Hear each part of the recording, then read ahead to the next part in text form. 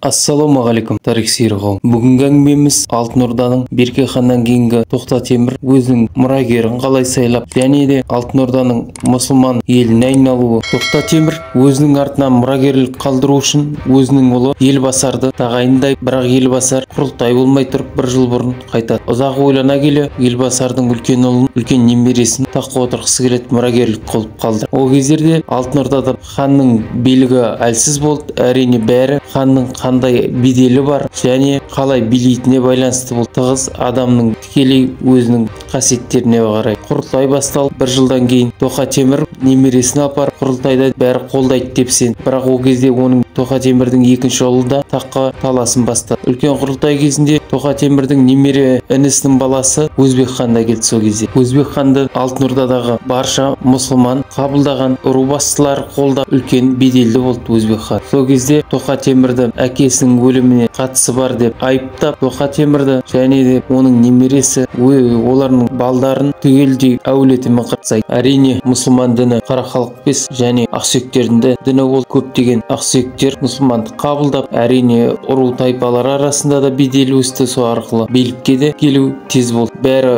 Өзбек ханды қолдап, Өзбек осылай таққа келеді. Өзбек ханды негізі үлкен реформатор деп айтуға болады. Өзбек хан келе қалаларды сала бастады және өзіне жібек жолын өтетін маршрутын өзгертіп, бұрынғы оңтүстікпен өтетін еді. Ол кездері оңтүстік қалаларда көптеген билеуші араларында соғыспай және азамат өтелістер болды. Сонда пайдаланып Өзбек хан солтүстік айналма жол салып, яғни бүкіл Қырымнан шыққан саудагерлердің бәрі Алтын Орда қалаларымен өтіп келе Қытайға баратындай, бұрынғыдай оңтүстіктегі қалаларға соқпайтындай қылды. Әрине бүкіл тарихта дәлелденген көшпенді батыр халықты бағындыру өте қиын. Ол тең дәреже, ол әрі нағыз бала кезінен ата жылқыда ойнап әскери өнерге тез баулайтын көшпендіні ешқашан толық бағындыра алмайсың. Оны бағындыру күшке түседі. Ал қала тұрғындарын бағындыру өте ыңғайлы, әрі өнеркәсіппен, шаруамен, саудамен айналысқан адам үнемі салық төлеп отырады, әрі өзінің қауіпсіздігіне қорқынышты үрей болады. Қала әрине бай болғанмен көз тігетіндер көп көшпенділердің, сондықтан Орыс хан көшпенділікті қойып қалалық мәдениетке көшеді. Сол кездегі бүкіл саудагерлер, қолөнерлер жан-жақтағы тұрақтылық орнап, Өзбек ханның үлкен қалалар салғаннан кейін Алтын Орданың жалпы көшпенділері қалаларға тұра бастайды. Қазіргі Еділ бойында үлкен қалалар тұрғызып және жібек жолы өткен ең бай қалалар болады. Әсем бір араб саяхатшысының сарайшыққа келіп таңғалғаны бар. Бұл әлемдегі Бағдат қаласынан кейінгі екінші сұлу қала деп айтады. Яғни аспалы көпірлер сол кездегі әрине тез дамуына жібек жолының үлесі көп болады. Көптеген Европадан және Азиядан, Қытайдан келген технология мен мәдениеттің, тауарлардың түйіскен жері болады. Шығыс пен батыстың мәдениетінің түйіскені. Әрі Алтын Ордада емін-еркін қандай дінге сенімге сенсең де бәрібір бол. Ең маңыздысы Алтын Орданың заңына бағынсаң және де салық төлесең. Өзбек ханның сол құрылтайда хан болып отырған деп сайланып болғаннан кейін сол жерден өзін қолдамаған ақсүйектердің көбісінің көзін жояды. Яғни қарсы келеді деген адамдардың бәрін сол құрылтайдан бір жерге жиналып тұрған жерден көзін жойып бәрін өлтірткізеді. Яғни ол да түсінеді, ол қазір көзін жоймаса бір жерде жиналып тұрғанда кейін бастары қосылып үлкен одақ құрып бұған қарсы шығатын және Алтын Ордада да азаматтық соғыс болып үлкен қырғын қалып келетінін түсінгесін бірден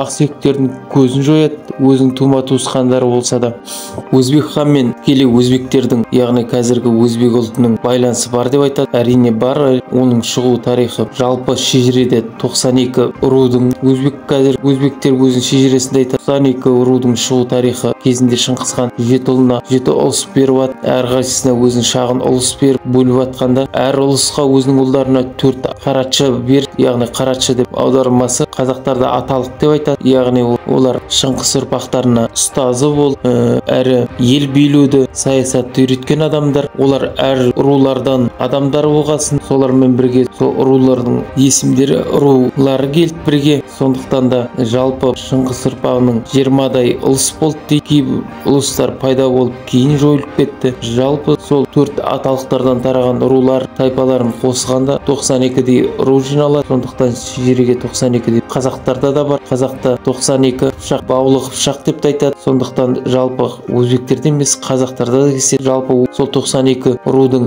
32-дей өзбектердің шежіресінде бар. қазақтарда 23 кездесе толыққанды сол рулардан, және де башқұрт, қарақалпақ шежірелерінде де бар. Ол рулар сол толыққанды шежірелерді бекітеді. Өзбек хан және мемлекеттік дін қылады, исламды, үлкен реформалар жүре бастайды Өзбек хан кезінде. Өзбектер арасында әрине 92 руды аңыздар бойынша ол Мұхаммед пайғамбардың кезінен бастап тарайды деп айтады. Негізі ол қате. Өзбек ханның мұсылмандық қабылдағандағы есімі Мұхаммед дейді. Сол ұғымнан тараған болу керек, яғни пайғамбардан тарады деген қате. Негізі Өзбек ханның мұсылмандық есімі Мұхаммед. Басында Өзбек хан Ялави тарақатында да бағынышты болады, яғни сол мұсылмандық ағымына. Кейін келе Яссауи тарақатына көшеді, яғни тарақат дегеніміз мұсылмандық мектеп, әр сахабалардан тараған. Ялави тарақаты ол атақты Мұхаммед пайғамбардың досы Абу Бәкірден тарайды. Мына Яссауи әрине өзіміздің Қожа Ахмет Яссауидің тараған сопылық ілім. Ялави тарақатын алтын ордаға алып келген едігенің аталары, яғни олар өздерін атақты Жалаладдиннің ұрпақтарымыз деп айтады. Ол Жалаладдин Шыңғыс ханның ғасыр кезінде Кіші Азия әрі Селжук тайпаларымен де бірігеді. Сол Селжук тайпаларынан сол Ялави тарақаты тарайды, яғни сол дінді осы алтын ордаға алып келеді едігенің аталары. Едіге туралы менің каналымда толық видео бар, сілтемеде көресіздер. Ал сол кезде Яссауи тарақаты кейіннен тараған болды халықты алтын орданың. Соның бірі үлкен бір қасиетті қаржысы болады, атақты Сейіт Қожа. Сейіт Қожаны жалғыз орыс хан емес, кейін Әз-Жәнібек те оның ұлы Бердібекті сыйлап, оның ұсынысымен ойымен санасуға тура келеді. Яғни ол барша алтын орданың мұсылмандары арасындағы беделі нықты болады. Сол кездерден бастап, яғни алтын орданың ұғымы бір мұсылман қауымын, сол халықтың мұсылмандарды жалпы өзбектер дейді, немесе татарлар деп атаған кей жазбаларда, яғни оның сыртта араб, басқа да жазбаларында қалған. Ал өзінің тәңірге сенуін қалдырмаған адамдар, оларды қалмақтар деп атап өткен. Аталар осы кезден бастап алтын орданың халқы, ақсүйектер жалпы екіге бөлінеді, және үлкен халық арасында өзбектер деп ұғым айтады, яғни өзбек билеушісіне тығыз байланыстырып мұсылмандарды, ал тәңіршілік әрі Шыңғыстан қалған діни әдет ғұрыпты ұстанатын адамдарды қалмақтар деп атады. Осылай екіге бөлінеді. Кейінгі шығарылымда Әз-Жәнібек жайлы болады. Каналыма жазылып қолдау көрсетсеңіздер, ағайыныз көбісі жазылмай қарайды, жазылып кеттіңіздер, үлкен қолдау болады каналыма. Тыңдағандарыңызға көп рахмет.